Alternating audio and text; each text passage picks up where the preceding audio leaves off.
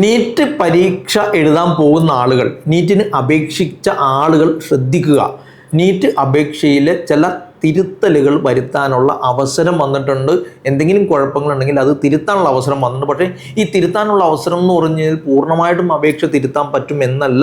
വളരെ സ്പെസിഫിക് ആയിട്ട് information bulletin പ്രസിദ്ധീകരിച്ചപ്പോൾ അതിൽ കൊടുത്ത ഭാഗങ്ങളുണ്ട്, പ്രഖ്യാപിച്ച ഭാഗങ്ങളുണ്ട്. അതാണ് തിരുത്താൻ പറ്റുക. അതിൻ്റെ അവസരം വരുന്നത് ഇന്നു മുതൽ മാർച്ച് 12 മുതൽ 14 വരെയാണ്.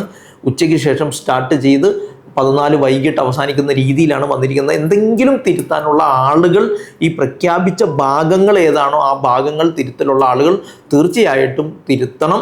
അത് ശ്രദ്ധിക്കേണ്ടത് നിങ്ങൾ നോട്ടിഫിക്കേഷൻ നീറ്റിൻ്റെ വെബ്സൈറ്റിൽ കയറി കഴിഞ്ഞാൽ ലെഫ്റ്റ് സൈഡിൽ അതുമായിട്ട് ബന്ധപ്പെട്ട ഒരു നോട്ടിഫിക്കേഷൻ NTA പ്രസിദ്ധീകരിച്ചിട്ടുണ്ട്. NTA ആണല്ലോ നീറ്റ് കണ്ടക്ട് ചെയ്യുന്നത്. അപ്പോൾ നീറ്റിൻ്റെ വെബ്സൈറ്റ് എന്ന് പറയുമ്പോൾ NTAയുടെ നീറ്റ് വെബ്സൈറ്റിൽ കയറി കഴിഞ്ഞാൽ അതിൽ പറഞ്ഞിട്ടുണ്ട്.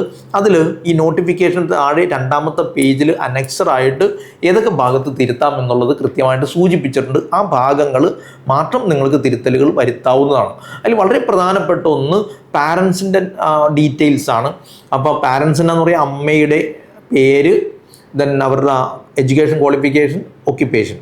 അച്ഛൻ്റെ പേര്, അച്ഛൻ്റെ എഡ്യൂക്കേഷൻ ക്വാളിഫിക്കേഷൻ, ഒക്യുപ്പേഷൻ.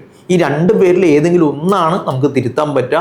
അത് തിരുത്താം. മറ്റൊന്ന് നമ്മുടെ ക്വാളിഫിക്കേഷനിൽ 10th-ൻ്റെയും 12th-ൻ്റെയും ക്വാളിഫിക്കേഷൻ ഡീറ്റെയിൽസിൽ എന്തെങ്കിലും മാറ്റം വരുത്തണം എന്നുണ്ടെങ്കിൽ നിങ്ങൾക്കതിപ്പോൾ മാറ്റം വരുത്താവുന്നതാണ്. മറ്റൊന്ന് നിങ്ങൾ ക്വാളിഫയിങ് എക്സാമിനേഷൻ അപ്പിയർ ചെയ്ത സ്റ്റേറ്റ് അതുപോലെ യൂണിയൻ ടെറിട്ടറി മാറ്റി നിങ്ങൾക്ക് എന്ത് ചെയ്യാം, തിരുത്തി വെക്കാം.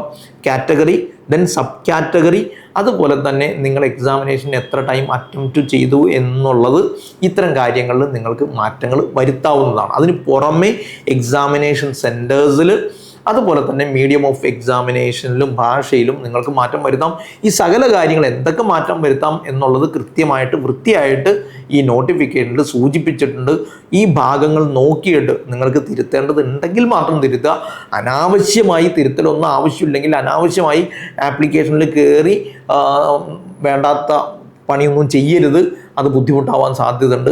ഇത്തരം കാര്യങ്ങൾ ശ്രദ്ധിക്കുക. അതോടൊപ്പം നീറ്റുമായിട്ട് ബന്ധപ്പെട്ട മെഡിക്കൽ അനുബന്ധ കോഴ്സുകളുമായിട്ട് ബന്ധപ്പെട്ട സംശയങ്ങൾ, അത് നീറ്റിൻ്റെ തുടർന്നുള്ള MCC അലോട്ട്മെൻറ്റ് പ്രോസസ്സ്, കീമിലേക്ക് റാങ്ക് കൺവേർട്ട് ചെയ്തിട്ട് കീം റാങ്ക് ആക്കി കഴിഞ്ഞുള്ള ഓപ്ഷൻ രജിസ്ട്രേഷൻ, അതുപോലെ അതുമായിട്ട് അനുബന്ധമായ നോട്ടിഫിക്കേഷൻ വരുമ്പോൾ അത് ഇടാനൊക്കെ ഉള്ള ഒരു സൗകര്യത്തിന് വേണ്ടി നമ്മളൊരു ഗ്രൂപ്പ് ഉണ്ടാക്കുന്നുണ്ട്. ആ ഗ്രൂപ്പിൻ്റെ ലിങ്ക് താഴെ കൊടുത്തിട്ടുണ്ട്. അതിൽ കയറി നിങ്ങൾക്ക് ജോയിൻ ചെയ്യാം. തുടർന്നുള്ള സേവനങ്ങളും തുടർന്നുള്ള അറിയിപ്പുകളും ആ ഗ്രൂപ്പിൽ അറിയിക്കുന്നതായിരിക്കും. ഈ കാര്യങ്ങളിൽ എന്തെങ്കിലും ഒരു കൺഫ്യൂഷൻ ഉണ്ട്, അല്ലെങ്കിൽ ഏതെടുക്കണം, അഗ്രികൾച്ചർ എടുക്കണോ, മെഡിസിൻ എടുക്കണോ, BDS കിട്ടുമോ ഇല്ലേ, ഇത്തരം കാര്യങ്ങളിൽ കൺഫ്യൂഷൻ ഉണ്ടെങ്കിൽ അതിന് കൗൺസിലിങ്ങിനുള്ളൊരു അവസരവും കരിയർ ഗുരു ഓഫീസിലുണ്ട്.